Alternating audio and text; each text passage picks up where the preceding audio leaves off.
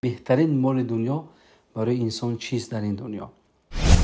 اساس و مدار حیات هر یک مرد، خصوصا برای تربیت اولاد، فرزندان، این زن صالحه است.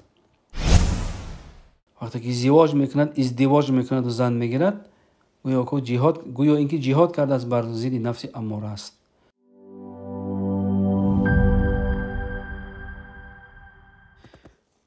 ان الحمد لله وحده والصلاة والسلام على من لا نبي بعده. اللهم لا سهل الا ما جعلته سهلا وانت تجعل الحزن اذا شئت سهلا. اللهم ارزقنا الاخلاص في النية والقول والعمل لله تعالى. باذن الله تعالی ما امروزه شروع میکنیم درس جدید را از کتاب بیت عامر خانه بخت و عنوان امروزه ما شروع میشد از قول مؤلف: خیر متاع الدنیا، بهترین مال دنیا، بهترین دارایی دنیا. الان میبینیم انشاءالله چگونه مصنف برای ما از احادیث رسول اکرم صلی الله علیه و سلم برای ما ثابت میکند که بهترین مال دنیا برای انسان چیست در این دنیا. میفرماید: روى مسلم في صحيحه عن عبد الله بن عمرو ان رسول الله صلی الله علیه و سلم قال. امام مسلم رضی الله عنه در کتاب صحیح مسلمش، در کتاب صحیحش از عبدالله بن عمر روایت میکند که عبدالله بن عمر رسول الله صلی الله علیه و سلم را، یعنی شنویدن که رسول اکرم صلی الله علیه و سلم گفتند: الدنیا متاع، دنیا، رسول اکرم صلی الله علیه و سلم گفتند دنیا این یک مال است، این یک متاع به معنای دارایی، متاع دارایی، مال. و خیر متاع دنیا المرأة الصالحه، و بهترین دارایی دنیا و بهترین مال دنیا این زن صالحه است. این سخن رسول اکرم صلی الله علیه و سلم بیانگر این است که برای هر یک مرد بهترین دارایی، بهترین مال، یعنی به قول آسان‌تر بگوییم که بهترین نعمتی که خداوند برای هر یک مرد عطا میکند این زن صالحه است، همسر صالحه. از همین لحاظ است که خداوند یعنی بر هر کس این نعمت را عطا نمی‌فرماید. بسیاری مردم زن دارند، همسر دارند، میگیم ثروتمند هم هستند، پول زیاد دارند، دارایی بسیار دارند، دولت، ملک بسیار دارند، اما زن صالحه ندارند. اساس و مدار حیات هر یک مرد، خصوصا برای تربیت اولاد، فرزندان، این زن صالحه است، المرأة الصالحه. بعدا مصنف رحمه الله میفرماید: ان الزوجة الصالحه تعین زوجها علی امر الاخره. ببینید، این یک زن صالحه، همسر صالحه خدا ترس، او زنی است که میفرماید شوهر خود را بر امر آخرت کمک میکند، دستگیری میکند. ببینید این نعمت بزرگه که این زن شوهر خود را برای درست، برای حق، برای آمادگی آخرت دستگیری و کمک میکنه در این دنیا. خوش به حال زنی که خوش به حال مردی که خداوند برای او این گونه زن را نصیب کرده است. خوش به حالش. هر کس را خداوند این گونه همسر را نصیب نمیگرداند که این همسر در فکر قیامت و آخرت تو باشد. اکثر و اغلب زنها فقط در فکر حاضره و همین دنیای خودشون هستند. کمی در کم است، یعنی بسیار کمی نادر است که اون همسر در فکر آخرت باشد. به همین خاطر رسول اکرم گفتند بهترین دارایی، بهترین نعمتی که خداوند برای مرد عطا میکند این المرأة الصالحه، همسر صالحه، زنی صالحه که صفتش رو ما بیان کرده بودیم در درس‌های قبلی. زنی که خدا ترس، اهل تقوا، که امر خدا را برجا می‌آورد و از معاصی خداوند پرهیز می‌کند. فالزواج فيه تحصن عن الشیطان. پس زواج یعنی ازدواج کردن، زن گرفتن، این همچون یک حفظ از شیطان ملعون است. در حقیقت جوانمردی که از برای الله از ترس نفس اماره که او را به گناه نبرد زنا نکند میراد به این نیت زن میگیرد، انشاءالله ثواب میگیرد. این همچون تحسن حفظ از شیطان است که شیطان او را برای بد نمیبرد. چون که در عین جوانی شیطان بسیار نوجوان ها را از راه درست، از راه حق بیرون میکند، یعنی از راه میزند و برای گناه و دست به گناه و دست به زنا میزنند این نوجوان ها. پس میفرماید فالمرأة الصالحة المصلحة للمنزل عون على الدين بهذا الطريق. سبحان الله. پس زن صالحه، زن مصلحه، زنی که صالحه است و اصلاح کننده است برای منزل، برای اهل اویلش، پس این گونه زن میفرماید عون علی الدین بهذا الطریق، با این راه و روشی که اون اهل صلاح است با اصلاح میکند همسرش را برای آخرتش، برای اصلاح کننده اهل منزل، یعنی اصلاح کننده اویله و فرزندان خودش است. پس با این طریق است، با این راه و روش است که دستگیری بر دین میکند به خاطر که زن صالحه است. فالزواج و الزواج فيه مجاهده النفس. در اصل ازدواج کردن، یعنی زن گرفتن، این جهاد بر ضد نفس است. مجاهده النفس یعنی مجاهده نفس اماره ای که ما را بر بدی و گناه امر میکند، خصوصا نوجوانی که او را شیطان همه وقت وسوسه بر گناه میکند، یعنی به دست به زنا میزند. وقتی که ازدواج میکند و زن میگیرد، گویا اینکه جهاد کرده است بر ضد نفس اماره است. و ریاضتها بالرعایه والولایه والقیام بحقوق الاهل والصبر على اخلاقهن. و ریاضت این نفس اماره، رعا کردن و یعنی ولایت داشتن و قائم شدن به حقوق اهل و عیال و صبر کردن به اخلاق اونها است. یعنی اول این مرد، این نوجوان جهاد بر ضد نفس خود، یعنی اینکه زن میگیرد، همسر خوب را خداوند بر اون نصیب میکند. بعد از این یعنی فقط با زن گرفتن کار تمام نیست، باید که زحمت بکشد، ریاضت صرف کند، یعنی زحمت بکشد، رعایت کند و دستگیری کند و هم وقت برپا بایستد به حقوق اهلش، یعنی همسر خودش، و صبر کند به اخلاق این همسر، یعنی به زنش. خب همه زنای خوب به دست نمی آیند یک باره، اون زن را باید تربیت کرده شود.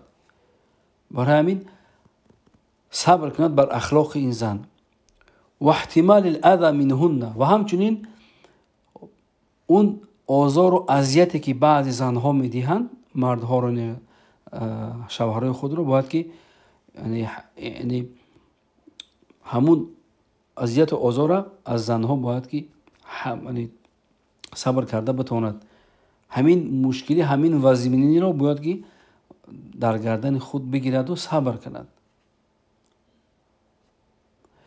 فالمرأة الصالحه، پس میفرماید زن صالحه زنی است که تسر زوجها اذا نظر، همه وقت خوشحال میکند همون شوهر خودش را وقتی که شوهر به سوی این زن صالحه نظر میاندازد.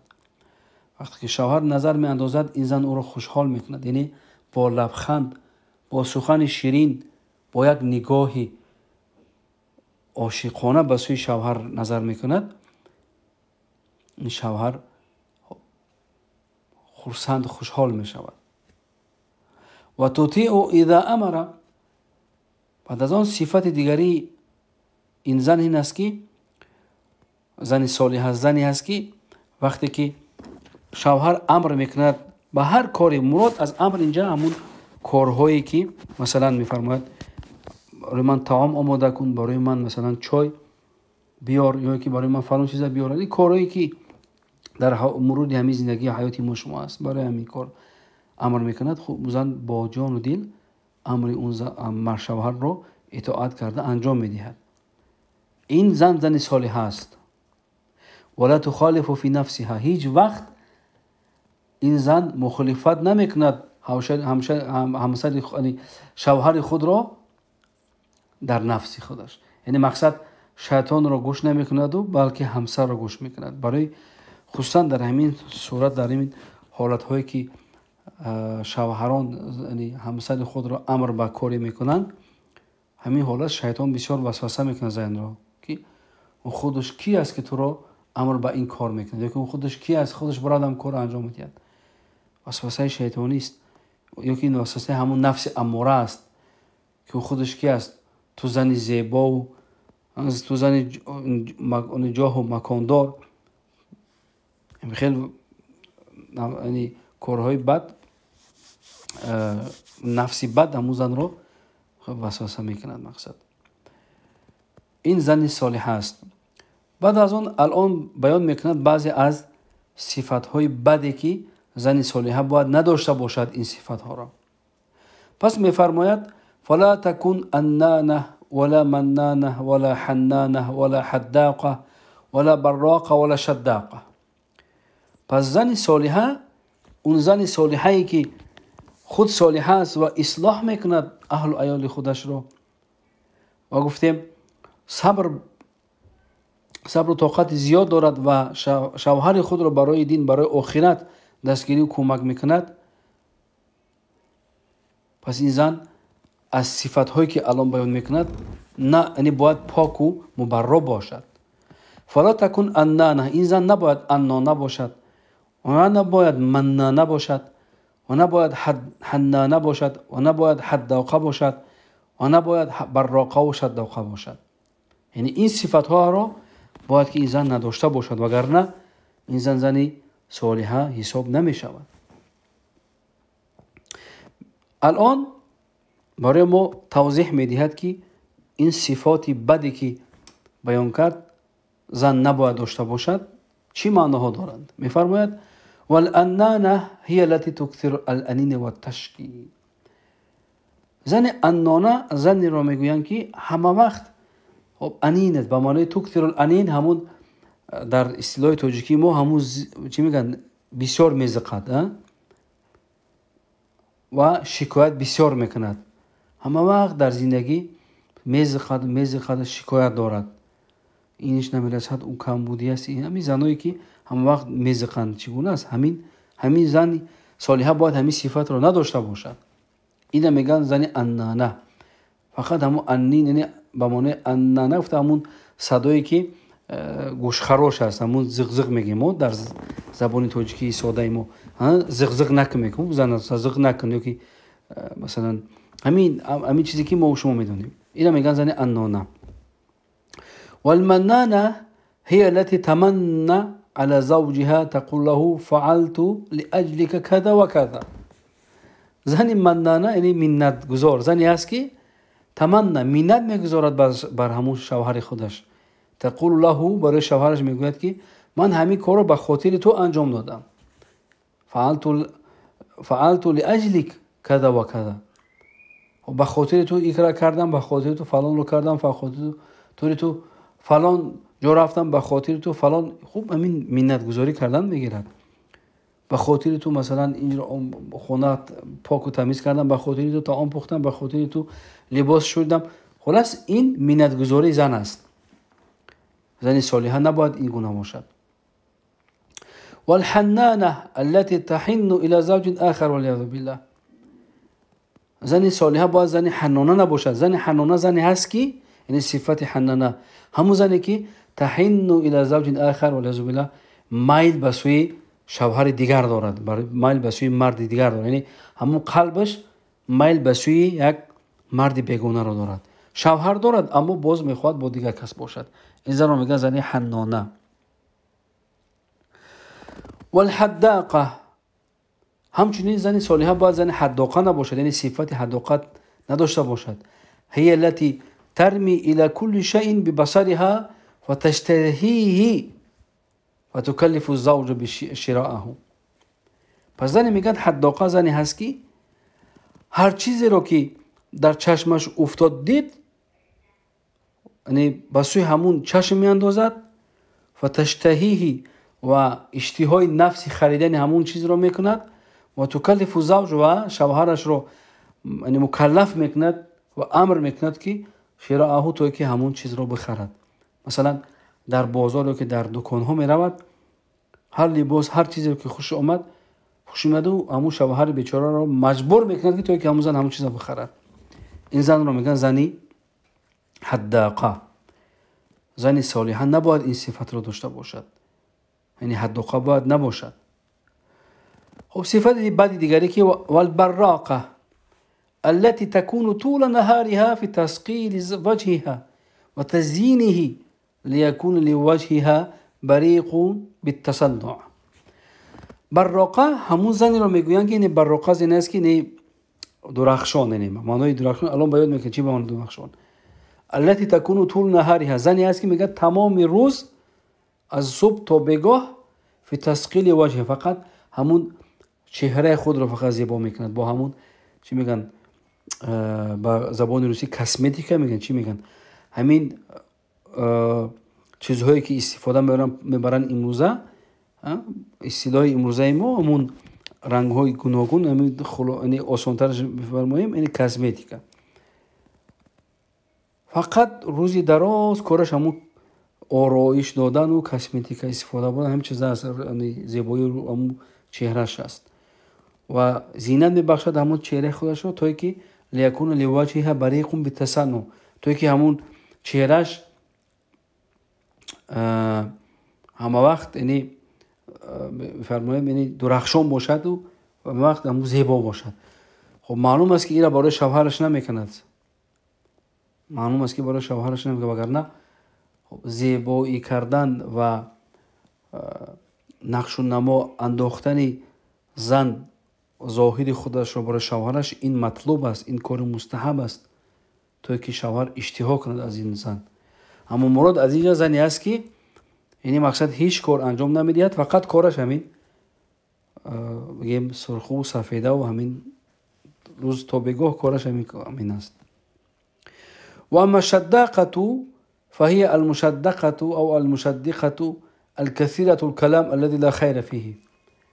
اما زن شداقه میگه زنی هست که متشدقه است به معنای الکثیرة الکلام، یعنی با اصطلاح تاجیکی ما یعنی پرگو، میگن لقی، پرگو میگن تاجیکا، یعنی سخن بسیار بی‌معنی بسیار میگه که لا خیر فیه، در این سخن‌ها هیچ خیری نیست، هیچ خیری در سخن‌های اون زن نیست. اینا میگن زن شداقه. به همین خاطر مصنف رحمه الله در اینجا یعنی حفظه الله آوردن که زن صالحه زنی هست که این صفات رو باید نداشته باشد، یعنی ندارد این صفات رو. انانه و منانه و حنانه و حداقه و براقه و شداقه باید نباشد. اگر باشد اون زن صالحه نیست، چون که این صفاتی که الان ذکر کرد این وابسته به همون زنها هستند که اصلا از اهل صلاح نیستند، اصلا در فکری آخرت نیستند، فقط در فکری همون خودشون است و در فکری نفس خودش است، همون نفس امارش. نفس اماره رو همه انسان نداره، زن و مرد، اما برای زنها باز اون وزنینتر و بدتر است، یعنی طلباتش زیاد است. ولیعوذ بالله از اون زنهایی که اونا همون زنی حنانه نباشند، یعنی شوهرش مثلا در مسئله حنانه هم گفتیم زنی است که بس یک مرد بیگانه باز نظر دارد، یعنی میل دارد. این زنها بسیار زنها خطرناک میشن، ولیعوذ بالله خدا پناه طلب کند. از خداوند طلب کنیم که خداوند بر ما و شما زنهایی که ما را نصیب کرده است و برادرایی که انشاءالله یعنی انشاءالله نیت دارن که زن بگیرند، تا دعا میکنیم خداوند زن صالحه نصیب کند. باور کنید زن صالحه این بهترین نعمتی است که خداوند بر تو در دنیا میدهد، وگرنه این دنیا، این دارایی دنیا برای تو هیچ معنا ندارد، برای که آرامش در زندگی نیست. آرامش در جای پیدا میکنی که یعنی آرامش در خانواده، در اهل و عائلت در جای پیدا میکنی که زن صالحه باشد. اگر زن صالحه نباشد، از این صفاتی که ما الان ذکر کردیم اگر یک تاش هم داشته باشد، خب معلوم است که زن صالحه نیست. این زندگی خوبی نمیگذرد. خب مجبور زندگی میکنی، دیگر راهی نداری، یا به خاطر فرزند یا الله اعلم به خاطر پدر و مادر، نمیدونم به هر خاطر. بعضی نفر هستن که از مجبوری زندگی میکنن و مجبور زندگی کردن این معنا ندارد. این زندگی نیست. زندگی با محبت، با شوق، که حقوق همدیگر را در چارچوبه قانون شریعت دانسته زندگی کنند، اون را میگن زندگی بهترین. طيب، این بود درس امروزه ما، چون که عنوان بسیار عنوان کوتاه بود. خیر و متاع دنیا، بهترین نعمت دنیا، یعنی این به آخر رسید. ان شاء الله تعالی باز هم ما درس‌های خود را از این کتاب دوام میدیم در دیگر درس‌های بعدی. طيب، بارك الله فيكم، وآخر دعوانا وأن الحمد لله رب العالمين.